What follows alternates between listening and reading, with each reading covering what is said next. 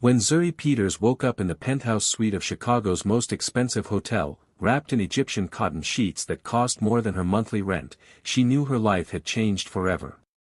But it wasn't the silk sheets or the breathtaking view of Lake Michigan that made her heart race. It was the small hand tucked in hers, her 5-year-old son Kai's gentle breathing as he slept beside her, finally peaceful after months of pain. And it was the medical report on the nightstand that confirmed what she'd done to save his life. She'd made a deal with the devil himself. The Korean Mafia boss sleeping in the room next door had no idea that the fat woman he drunkenly stumbled into bed with 6 years ago had just walked back into his world, this time, with his dying son in her arms and secrets that could destroy his entire empire.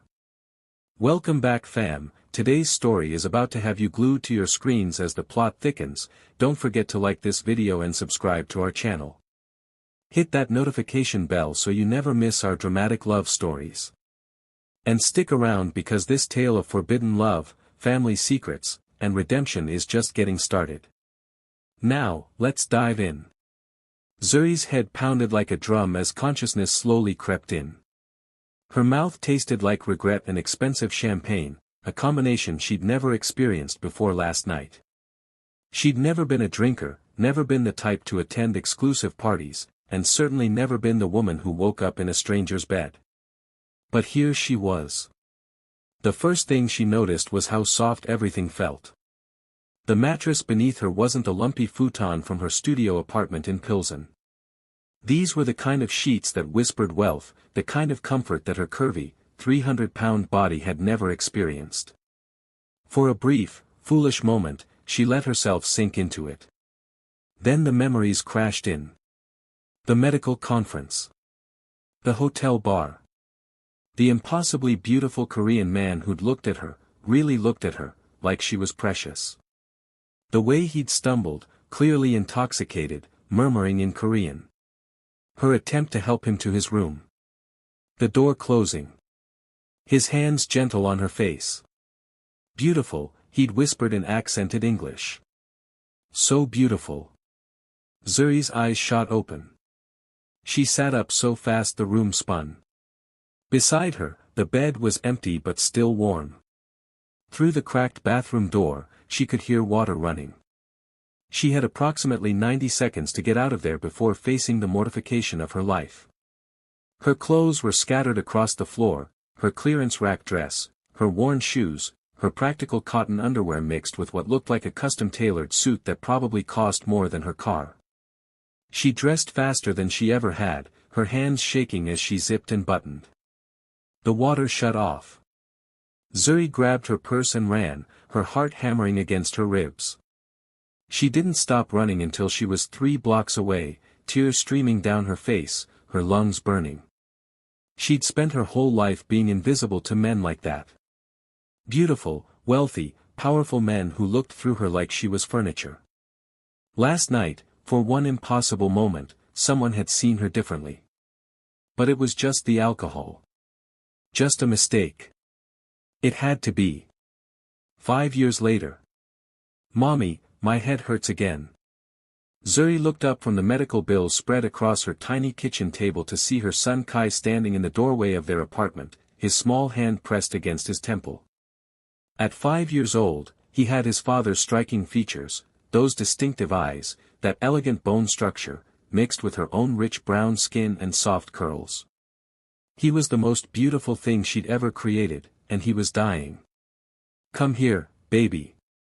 She opened her arms, and Kai shuffled over, climbing into her lap despite the fact that she was sitting in a kitchen chair. He was so small for his age, so fragile. The leukemia was eating away at him, and she was powerless to stop it.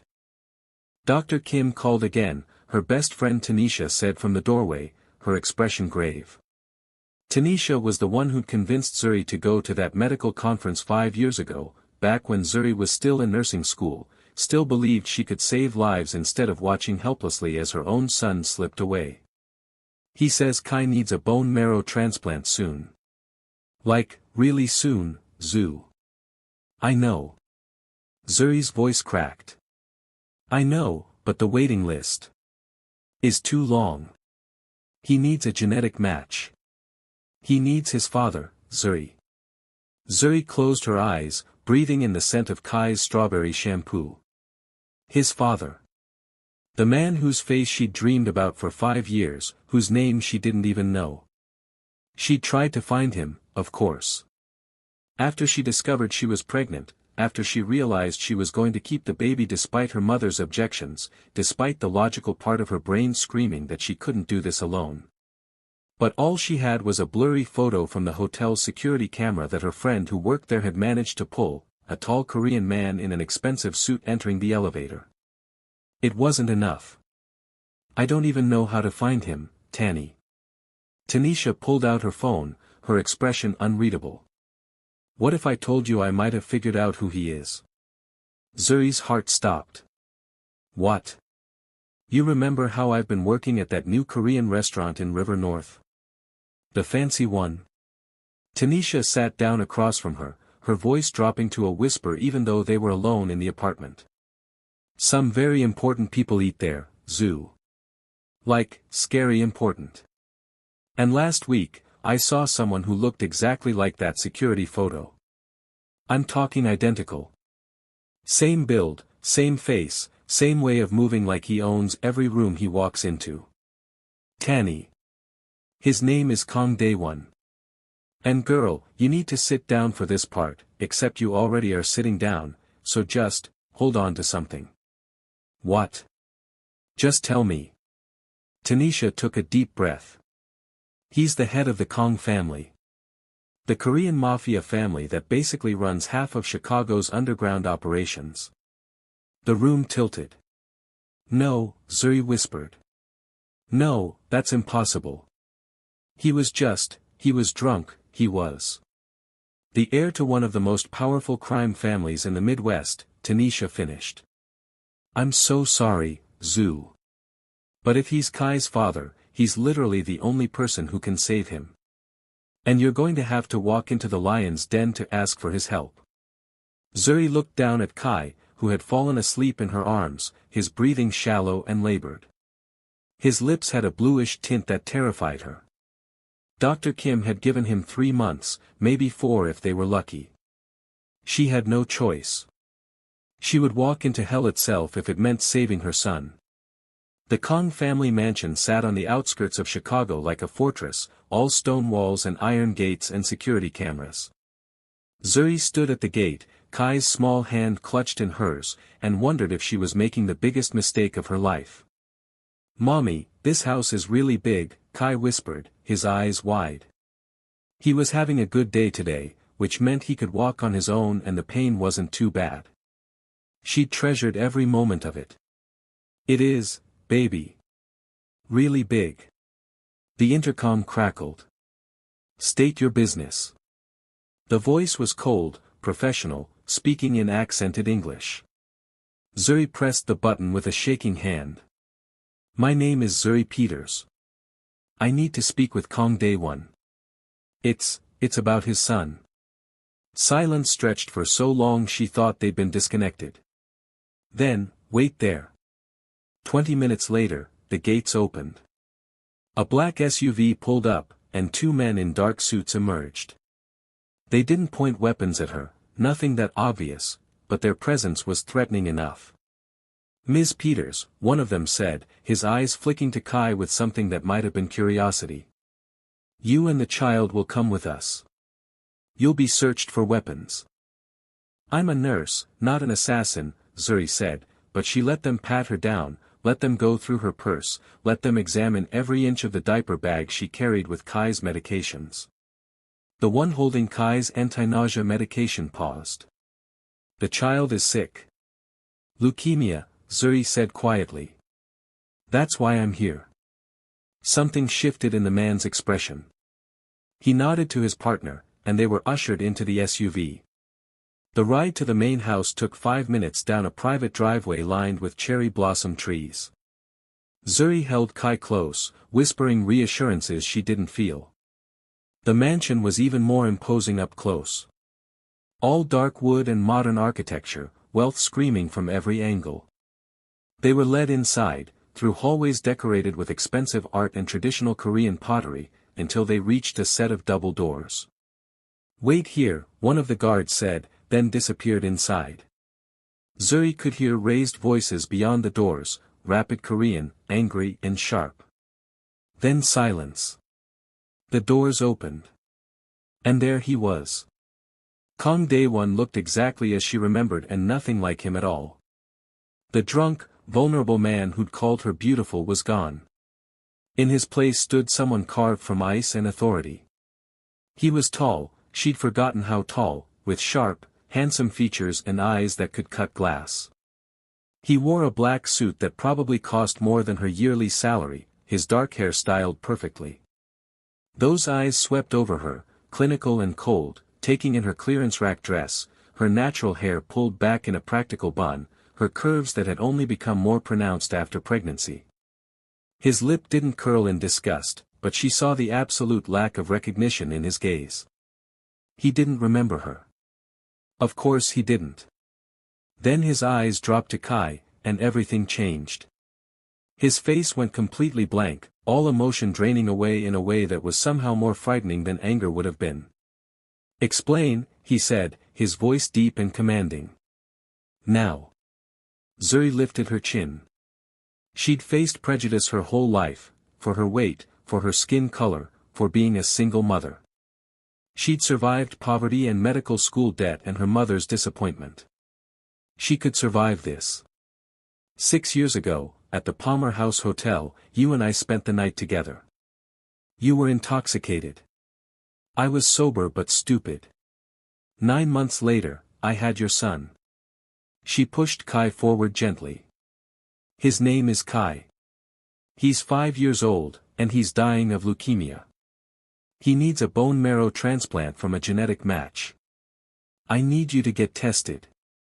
Dae-won's expression didn't change. I've never seen you before in my life.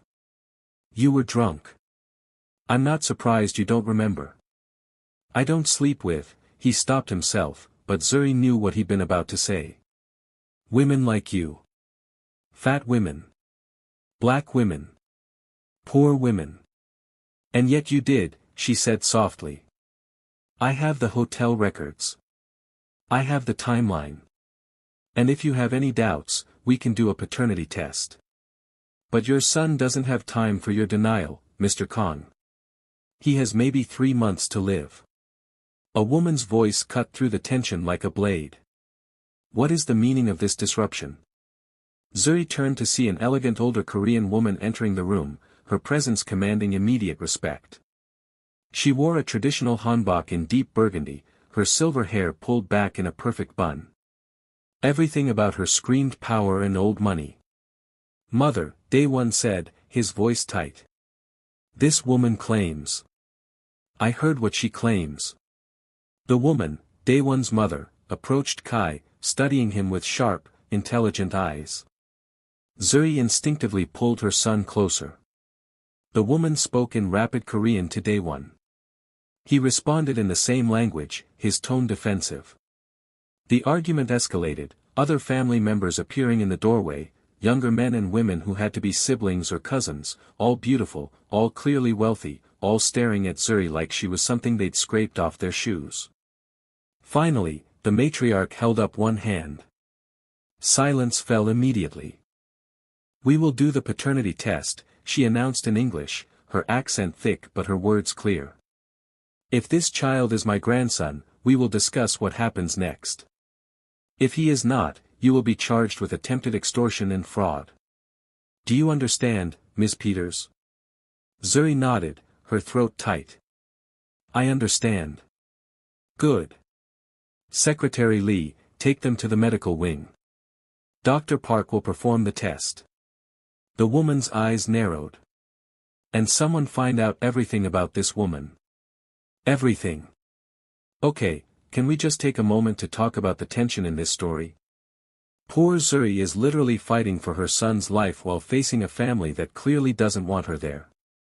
If you're invested in seeing how this plays out, go ahead and smash that like button. Drop a comment below telling me whose side you're on, Team Zuri or Team Kang. And don't forget to subscribe because this story is about to get so much more intense. Now, back to the drama. They were given a room in the mansion's guest wing, room that was actually a luxury suite bigger than Zuri's entire apartment. Kai was thrilled by the giant bed and the TV that rose from a cabinet at the push of a button, but Zuri couldn't relax. They were prisoners here, politely guarded but prisoners nonetheless. A doctor had come to draw blood from both Kai and Daewon for the paternity test. Kai had been brave, barely crying, which broke Zuri's heart. He'd been poked and prodded so many times in his short life that needles barely fazed him anymore. Now they waited. Tanisha had texted her 17 times in the past hour, but Zuri couldn't bring herself to respond. What would she even say? Hey, I'm being held in a Mafia mansion while they decide if my son is related to them. A knock on the door made her jump. A young woman entered, one of the ones who'd been staring at her earlier. She was stunning, with long black hair and delicate features, wearing designer clothes that probably cost more than Zuri's car. Ms. Peters, the woman said, her English perfect and her tone ice-cold. I'm Kong Minesio, Daewon's younger sister. The test results are ready. You're to come to the family meeting room. The child can stay here with the nanny. Absolutely not, Zuri said immediately. Kai stays with me. Minesio's perfectly shaped eyebrows rose. The family matters being discussed are not appropriate for a child. Then they're not appropriate for me either, because where I go, he goes. They stared at each other for a long moment. Finally, Minesio's lips quirked in what might have been the ghost of respect. Very well. Follow me. The meeting room was straight out of a crime movie, a long table, serious-faced people in expensive clothes, the sense that decisions made here changed lives and ended them. Daewon sat at the head of the table, his mother to his right. A man in glasses stood nearby with a manila folder. Ms. Peters, the matriarch said. Please, sit. Zuri sat, pulling Kai onto her lap. He was getting tired, she could tell by the way he leaned against her, his energy fading. They needed to get back to his medication schedule soon. Dr. Park, the matriarch said. The results. The man with glasses opened the folder. The paternity test confirms with 99.98% certainty that Kong Daewon is the biological father of the child known as Kai Peters. The room exploded. Multiple people started talking at once in Korean, their voices rising in what sounded like argument. Daewon sat perfectly still, his face an unreadable mask as he stared at Kai. His mother silenced the room with a single sharp word. This changes things, she said, switching to English. She looked at Zuri with new eyes, not warm, but calculating. The child is a Kong. He carries my son's blood, my family's legacy. That makes him valuable. He's not a bargaining chip, Zuri said firmly. He's a little boy who needs medical treatment. That's the only reason I'm here. Of course. The matriarch's smile didn't reach her eyes. And we will provide that treatment. The best doctors, the best facility, whatever he needs. We take care of our blood. Relief flooded through Zuri so powerfully she almost sobbed. Thank you. Thank you so much. However, the woman continued, there are conditions. Zuri's relief turned to ice. What conditions? The child will be raised as a Kong. He will live here, in this house, where he can be properly educated and protected. He will learn our ways, our language, our business. You mean your criminal business, Zuri said. No. Absolutely not. Mother, Daewon spoke for the first time, his voice low and dangerous. We should discuss this privately. There's nothing to discuss, his mother said sharply. The boy is the eldest male heir of your generation. Do you understand what that means? Despite your condition, you've produced a son. The family's future is secured. Zuri's mind raced, trying to understand. Condition? What condition? Minesio spoke up from across the table. Our brother has severe intimacy issues. Trauma from an incident years ago. The doctors said he might never be able to have children naturally. We'd all accepted that the main family line would end with him. She looked at Kai with new interest. But apparently, 6 years ago, something changed that. Zuri remembered the vulnerable man from that night, the way he'd seemed almost desperate for human connection, the gentleness in his touch that contradicted his drunken state. She looked at Day One now, saw the muscle ticking in his jaw, the rigid control in every line of his body. "I don't care about your family politics," Zuri said. "I care about my son. I'll agree to him getting treatment here, I'll agree to him learning about his heritage, but he stays with me. He's been through enough trauma without being separated from the only parent he's ever known." "Unacceptable," the matriarch said. "A Kong heir cannot be raised in some ghetto apartment by an unmarried woman with no status, no family name, no." "Enough." Day One's voice cut through the room like a whip. He stood, and everyone immediately quieted. "Mother, you forget yourself. Ms. Peters came here asking for medical help for my son, not to be insulted in my house." His mother's eyes flashed. "Day One. The child will receive the transplant. Ms. Peters and Kai will stay in the guest house during his treatment and recovery. After that, we will discuss custody arrangements like civilized people, not feudal lords." He turned to Zuri, and for just a moment, she saw something besides ice in his eyes. "Is this acceptable to you?" It wasn't, not really. But Kai was fading against her chest, his breathing labored. She had no leverage here, no power. All she had was a mother's love and a desperate hope. "Yes," she whispered. "It's acceptable."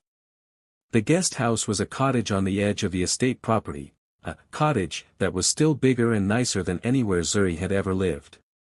It had 2 bedrooms, a full kitchen, a living room with a fireplace, and windows that overlooked a garden currently blooming with roses. It was also clearly bugged and monitored, but Zuri was too exhausted to care. Kai was asleep in the master bedroom, tucked into sheets softer than clouds, his medication administered by the private nurse who'd been assigned to them. Dr. Park had confirmed that Day One was a perfect match for the bone marrow transplant and that they could schedule the procedure for the end of the week. Her baby was going to live. Zuri sat on the couch and cried until she had no tears left. A knock on the door startled her. She wiped her face quickly, trying to compose herself, but when she opened the door and saw Day One standing there in the gathering twilight, she knew her puffy eyes and tear-stained face gave her away. "May I come in?" he asked, his voice softer than she'd heard it. She should say no. She should slam the door in his face and protect what was left of her dignity. Instead, she stepped aside. He moved past her into the cottage, his presence somehow making the spacious room feel smaller. He'd changed from the suit into black slacks and a simple white dress shirt, the sleeves rolled up to reveal surprisingly muscular forearms. It made him look more human, less like an ice king. "The boy, Kai, is he comfortable?" Day One asked, his hands in his pockets. "Yes. He's asleep. The nurse gave him his evening medications." "Good. That's good." He fell silent, and for a long moment, they just stood there in the dimming light. Finally, Zuri couldn't take it anymore. "Why are you here, Mr. Kong?" "Day One," he corrected. "If you're the mother of my child, you should call me Day One." "Fine. Why are you here, Day One?" He turned to look at her fully, and the intensity in his gaze made her breath catch. "I'm trying to remember you," he admitted. "From that night. I've been trying all day, going through my memories, my schedule from 6 years ago. I found the notation. I was in Chicago for a business meeting, stayed at the Palmer House. I drank heavily that night, which I rarely do. But I can't remember, you." The words shouldn't have hurt as much as they did. Zuri wrapped her arms around herself. "Like I said, you were very drunk. That doesn't make it right." He stepped closer. "I don't remember, but I believe you. Not just because of the paternity test, but because Kai looks like me. Everyone sees it. He has my eyes, my nose, the same ear shape as my grandfather. He has my smile, Zuri said quietly. And my stubbornness. I don't doubt that. The corner of his mouth twitched in what might have been the start of a smile. I'm told you argued with 3 of my security guards and 2 of my siblings today. They're all somewhat terrified of you. Despite everything, Zuri felt a surprised laugh bubble up. Good. They should be. I'm a black woman from the south side of Chicago. I've survived things that would make your Mafia business look like a tea party. This time, he definitely smiled. It transformed his face, making him look younger, more like the man she'd met 6 years ago. I believe that too. The moment stretched between them, fragile and strange. Then Day One's expression sobered. I need you to understand something, he said. My mother wasn't exaggerating about the family politics. Kai being my son, my heir, it changes everything. There are people in this world who would hurt him to hurt me, to hurt the family. Rival organizations, enemies we've made, even factions within our own allies who might see him as a threat or an opportunity. Zuri's blood ran cold. Are you trying to scare me? I'm trying to be honest with you. If Kai is known as my son, his life will never be normal. He'll always have guards, always be watched, always be a target. Day One's jaw tightened. And there's another complication. What? The Korean Mafia families are traditional. Very traditional. Having an heir outside of marriage, with a woman who isn't Korean. He paused. There will be people who challenge his legitimacy. Who use his mixed heritage against him. Zuri had been dealing with prejudice her whole life, but hearing it laid out so bluntly in relation to her son made her want to burn the world down. So what are you saying? That Kai should just deny who he is? Hide? No. Day One's eyes met hers, intense and unwavering. I'm saying that I need to make a decision that will protect him and legitimize his position in a way no one can challenge. What decision? I'm saying, he continued, his voice low and serious, that you and I should get married. Zuri stared at him, certain she'd misheard. What? Married. A proper wedding, legal documents, the whole ceremony. It would legitimize Kai's birth retroactively in the eyes of the traditional families. It would give you the protection of the Kong name. It would make you untouchable. That's insane, Zuri whispered.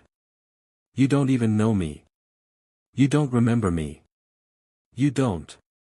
I know that 6 years ago, something about you broke through barriers that I thought were unbreakable, Day One said quietly. I know that you raised my son alone for 5 years, that you kept him safe and loved despite having nothing. I know that you walked into a Mafia stronghold with your head high to save his life. That takes a kind of courage that most people don't have. That's not a reason to get married. Maybe not. But protecting Kai is. He moved closer, close enough that she could smell his cologne, something expensive and cedar-scented. I'm not asking you to love me, Zuri. I'm not even asking you to like me. I'm asking you to let me give you and our son the protection and resources you need. In return, you give Kai legitimacy and give me a chance to know my son. Zuri's mind whirled. It was crazy. It was a business transaction dressed up in romantic language. It was everything she'd never wanted, a marriage without love, a relationship built on obligation. But it was also safety for Kai. It was power in a world where she had none. It was the chance for her son to grow up protected and provided for. I need to think about it, she said finally. Day One nodded. Take your time. You have until after the transplant to decide. No pressure. He moved toward the door, then paused. For what it's worth, I'm sorry. For not remembering you, for the situation my family has put you in, for all of it. You deserved better. Then he was gone, leaving Zuri alone with a proposal that would change her life forever and no idea what to do about it. The day of the transplant, the mansion was tense with an energy Zuri couldn't quite name. She'd been awake since 4 in the morning, unable to sleep, watching Kai rest peacefully in his bed and praying to every god she could name that this would work. Dr. Park had explained the procedure in detail. They would harvest bone marrow from day 1 under anesthesia, then transplant it into Kai. It was relatively routine as far as medical procedures went, but there were always risks: infection, rejection, complications from Kai's already weakened immune system. "Mommy?" Kai's sleepy voice pulled her from her thoughts. "Is it today?" "Yeah, baby. It's today." She climbed into bed with him, holding him close. "You remember what the doctor said? It might hurt a little, but then you're going to start feeling better. The medicine in your daddy's bones is going to help your body fight the bad cells." Kai nodded against her chest. He'd taken the revelation that Day One was his father surprisingly well, with the adaptability of children. "Daddy said he'd be brave if I was brave." "When did he tell you that?" "Yesterday. He came to read me a story." Kai smiled. "He's not very good at the funny voices like you are, but he tried really hard." Zuri's heart clenched. Over the past week, Day One had been visiting the cottage daily, usually in the evenings. He'd sit awkwardly on the floor with Kai, letting the boys show him toys or books, answering endless questions about the mansion and the gardens with surprising patience. He was trying. It was clear he had no idea how to be a father, but he was trying. "Your daddy's very brave," Zuri said softly. "And so are you." The medical team arrived at 7. They transferred Kai to the mansion's private medical wing, a facility that looked more like a luxury hospital than anything else. Day One was already there, dressed in a hospital gown, his normally perfect hair slightly mussed. "Hey, little warrior," he said when he saw Kai. The nickname had started 3 days ago and stuck. "Ready to do this?" Kai nodded solemnly. "Ready. That's my boy." The procedures happened simultaneously in adjoining rooms. Zuri held Kai's hand as the anesthesia took effect, watching her baby's eyes flutter closed, then sat in the observation area where she could see both rooms through glass windows. Day One's mother appeared beside her, silent and rigid. They hadn't spoken much since the initial confrontation, but now the older woman's eyes were fixed on the same windows. "He was always gentle," she said suddenly, her English more accented than usual. "Even as a boy. Soft-hearted. It made him vulnerable in our world." Zuri didn't respond, not sure where this was going. When he was 16, there was an incident. A rival family's daughter. She was sent to seduce him, to get information. He cared for her. Trusted her. The matriarch's voice hardened. She tried to kill him. He survived, but the trauma, it changed him. Made it impossible for him to be close to anyone, especially women. "Why are you telling me this?" Zuri asked quietly. "Because I saw the hotel security footage. From 6 years ago." The older woman's gaze shifted to Zuri. "My son was drunk, yes. Vulnerable, yes. But he was also smiling. Laughing. I haven't seen him look that unguarded in years." She paused. "I don't know what you did that night, Ms. Peters, but somehow you reached him when no one else could. That makes you either very dangerous or very valuable." "I'm just a nurse who's trying to protect her son," Zuri said. "Perhaps. Or perhaps you're exactly what this family needs, someone who doesn't care about our power or our money or our traditions. Someone who sees my son as a man instead of a weapon." The matriarch's expression softened infinitesimally. "If you marry him, I will make your life very difficult. I won't pretend otherwise. I'll criticize your weight, your appearance, your manners, your everything. It's what I do." "Then why would I possibly agree to this?" "Because underneath all that criticism, I will also protect you and that child with every resource I have. You'll be family. And I protect family above all else." She stood, smoothing her hanbok. Think about it, Ms. Peters. Power is a double-edged sword, but it's still better than being powerless. The procedures took 3 hours. Both Daewon and Kai came through successfully, though Kai would need to stay in isolation for several weeks to prevent infection while his body adjusted to the new bone marrow. Zuri split her time between both rooms, checking on Kai, who slept peacefully in the sterile environment, and sitting with Daewon, who woke up groggy and in pain. "Kai," was the first word he said. "Perfect," Zuri assured him. "The transplant went smoothly. Dr. Park is very optimistic." Relief washed over his features. He tried to sit up, winced, and fell back against the pillows. "I feel like I was hit by a truck." "You just had bone marrow harvested. You're supposed to feel terrible." She adjusted his fore without thinking, her nursing training kicking in. "But you did it. You saved him." "We saved him," Daewon corrected. His hand found hers on the blanket, his fingers warm. "You kept him alive long enough to find me." "That wasn't easy." "No," Zuri admitted, her throat tight. "It really wasn't. Then we make a good team." She looked down at their joined hands, her dark brown skin against his lighter tone, her practical short nails against his long fingers. They shouldn't fit together. Nothing about this situation should work. But somehow, impossibly, it did. "Okay," she whispered. "Okay, what?" "Okay, I'll marry you." She met his eyes, saw the surprise there. "Not because I love you, I don't even know you. And not because I care about your money or your power. But because Kai deserves to grow up safe and protected. Because he deserves to know his father. And because maybe we could figure out how to make this work. As partners, if nothing else." Daewon's fingers tightened on hers. "Partners," he agreed. "I can work with that. But I have conditions," Zuri continued, her voice growing stronger. "I finish my nursing degree. I don't become some trophy wife locked in a mansion. I get to make my own choices about my life, my career, my body. And if you ever lie to me or betray me or use Kai as a pawn in your family politics, I will take him and disappear so completely you'll never find us. Understood?" A slow smile spread across Daewon's face, the first real smile she'd seen from him.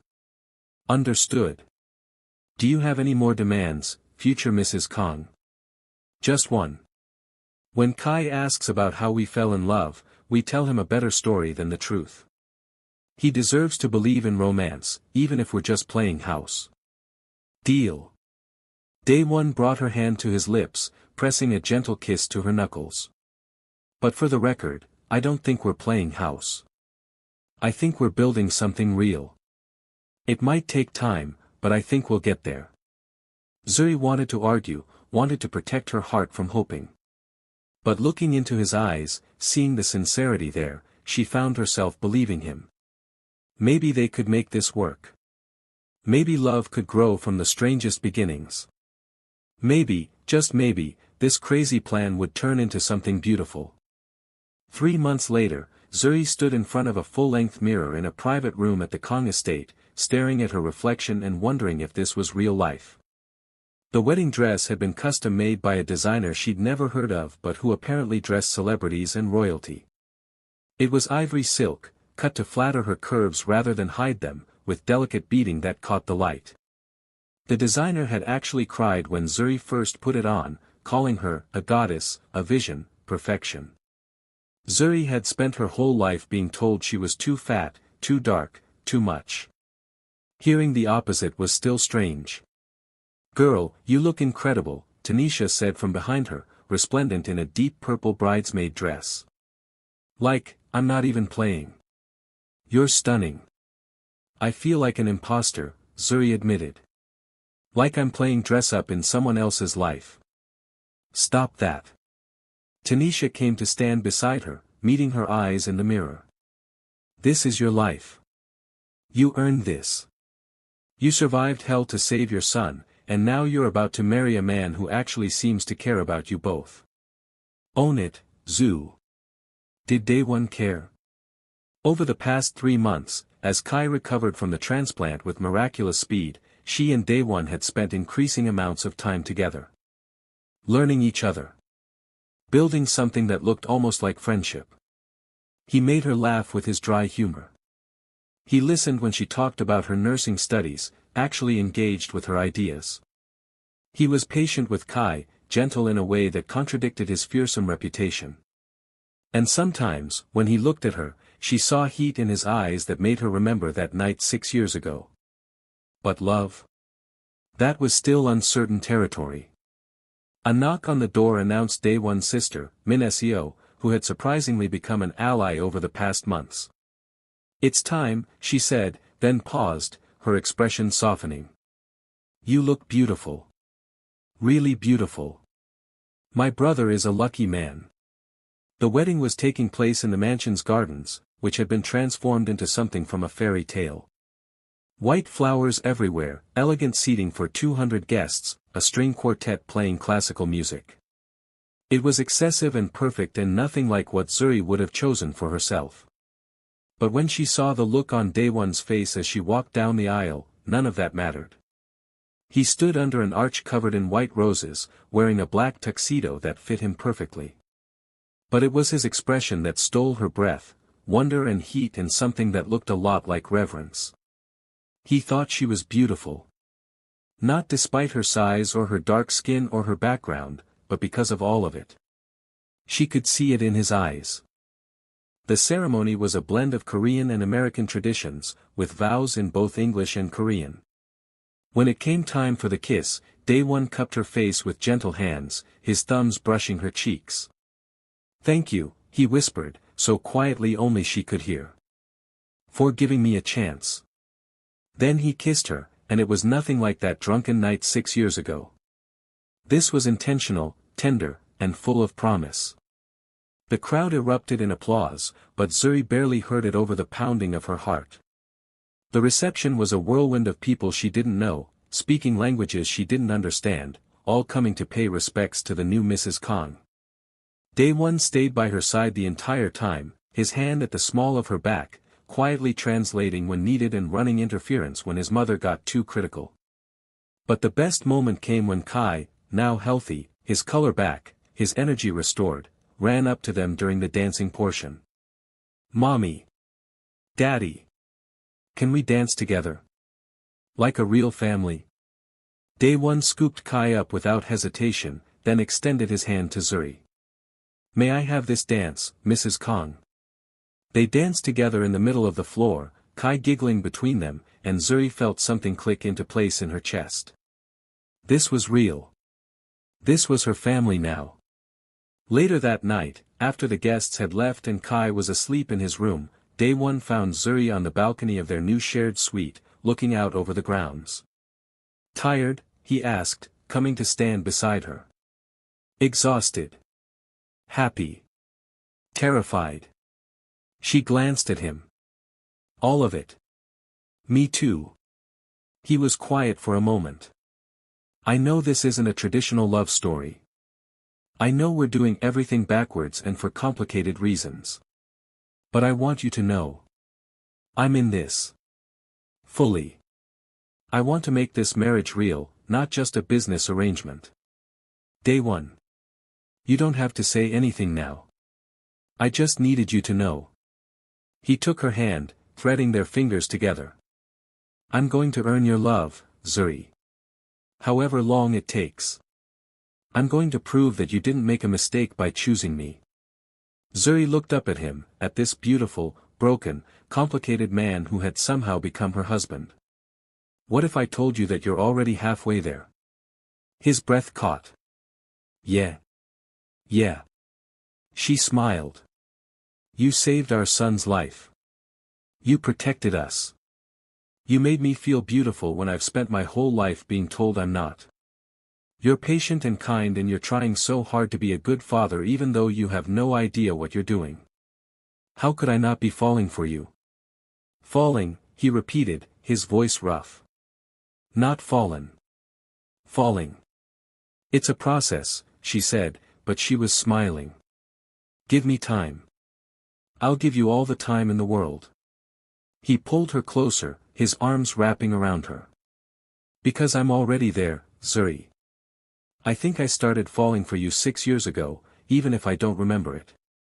And being with you now, learning who you really are. I'm completely gone.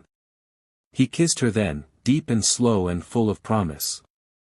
And Zuri let herself believe in the impossible, that love could grow from the strangest circumstances, that happy endings could exist even in the darkest worlds.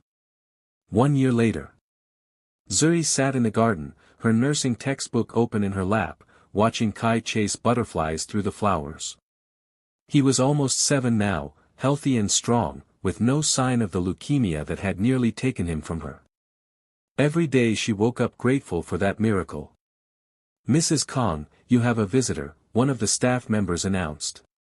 Zuri looked up to see her mother walking down the garden path, looking uncomfortable and out of place in her Sunday best. They hadn't spoken in over a year, not since her mother had told her she was making a mistake keeping Kai, that a child would ruin her life. Mama, Zuri said, standing slowly. Zuri. Her mother stopped a few feet away, her eyes taking in the mansion, the gardens, Zuri's expensive casual clothes. You look well. I am well. I saw the pictures. Of your wedding. Of your husband. Her mother's voice was strained. I didn't know he was Korean. Or that he was important. Would it have mattered? Zuri asked quietly. Her mother was silent for a long moment. I was wrong, she finally said. About Kai. About telling you to give him up. He's beautiful, Zuri. And from what I've heard, he's smart and kind and everything a grandson should be. I'd like to meet him. If you'll let me. Zuri felt tears prick her eyes. He's right there. Playing in the flowers. Kai, she called. Her son ran over, his face bright with curiosity. This is your grandmother. My mom. Would you like to say hello? Kai, who had inherited both his parents' charm, smiled widely. Hi, grandmother. Do you want to see the koi pond? Daddy says the orange one is mine. Just then, Daewon emerged from the house, his suit jacket gone, his sleeves rolled up from a day of work. When he saw Zuri's mother, his expression became carefully neutral, but he came to stand beside Zuri, his hand finding hers. You must be Mrs. Peters, he said politely. I'm Daewon. Your son-in-law. Zuri watched her mother take in the protective way Daewon stood beside her, the casual affection between them, the way Kai grabbed both their hands as he chattered about the koi pond. I was wrong about a lot of things, her mother said, looking at Zuri with tears in her eyes. But I'm hoping I'm not too late to make it right. Zuri squeezed Daewon's hand, drew strength from his presence, and smiled. You're not too late, Mama. Come on. Let Kai show you his pond. As they walked together through the garden, her mother, her son, her husband, Zuri marveled at how her life had changed. A year ago, she'd been alone and desperate. Now she was surrounded by family, by love, by possibilities she'd never dreamed of. It hadn't been easy. The Kong family politics were still complicated, and there were still people who looked at her with prejudice. But she had Daewon by her side, fierce and protective and surprisingly romantic when they were alone. She had Kai, healthy and thriving. She had Min Seo and other allies she'd made within the family. And most importantly, she had herself, stronger, more confident, knowing her worth in a way she never had before. That night, after Kai was asleep and her mother had left with promises to visit again, Zuri stood in the bedroom she shared with Daewon, looking out the window at the moonlit garden. What are you thinking about? Daewon asked, wrapping his arms around her from behind. How 6 years ago, I woke up in a hotel room thinking I'd made the biggest mistake of my life, she said, leaning back against him. And now I realize it was the best thing that ever happened to me. Even with all the family drama. The Mafia politics. My mother's constant criticism of your kimchi making skills. Zuri laughed. Even with all that. Because it brought me here. To you. To this family. To this life. Day-one turned her in his arms, his expression serious. I love you, Zuri. I know I tell you every day, but I need you to hear it again. You're the strongest, most beautiful, most incredible woman I've ever met. You saved me just as much as I saved you. I love you too, she whispered, and meant it with her whole heart. My Mafia boss. My partner. My love. He kissed her then, slow and deep, a promise of the night to come. And Zuri smiled against his lips, thinking about that scared girl who'd run from a hotel room 6 years ago, certain she'd never see the mysterious man again. If only she could go back and tell herself, don't run. Don't be afraid. Because that night? That's the night your real life begins. And that's the end of Zuri and Daewon's incredible love story. From a one-night stand to a mafia marriage to true love, they really did get there happily ever after. If this story touched your heart, please hit that like button and subscribe for more emotional, dramatic romance stories. Drop a comment below telling me your favorite moment. Was it when Daewon proposed? When Kai was saved? Or that beautiful ending? I love hearing from you all. And if you want more stories like this, strong female leads, mafia romance, forbidden love, all the drama, make sure you turn on those notifications because we post new stories every week. Thank you so much for watching, and I'll see you in the next story. Until then, keep believing in love.